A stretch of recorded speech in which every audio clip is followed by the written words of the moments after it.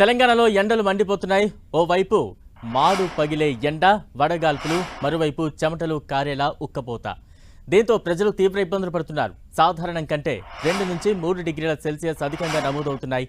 నిన్న 4 జిల్లాల్లో 45 డిగ్రీలకు పైగా ఉష్ణోగ్రతలు నమోదయ్యాయి.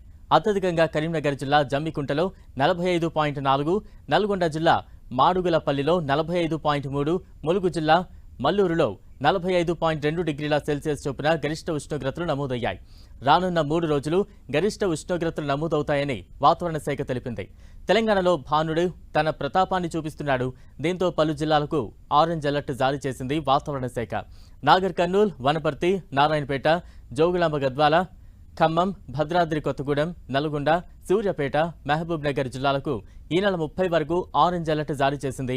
ఆయా జిల్లాల్లోని పలు ప్రాంతాల్లో తీవ్రస్థాయిలో వడగాల్పులు వీస్తాయని హెచ్చరించింది. మరో 7 జిల్లాలకు ఎల్లో అలర్ట్ జారీ చేసింది. రాష్ట్ర వ్యాప్తంగా 41 డిగ్రీలకు మించి ఉష్ణోగ్రతలు నమోదయ్యాయి. మహబూబ్ నగర్లో 43.5 డిగ్రీల సెల్సియస్ గరిష్ట ఉష్ణోగ్రత నమోదైంది.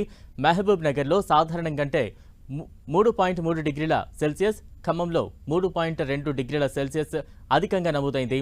అధిక ఉష్ణోగ్రతలతో ఉదయం 11 గంటల నుంచి సాయంత్రం 4 గంటల మధ్య పెద్దలు, పిల్లలు, దీర్ఘకాలిక సమస్యలున్నవారు బయటకు రాకపోవడమే మంచిదని వైద్య ఆరోగ్య శాఖ సూచించింది.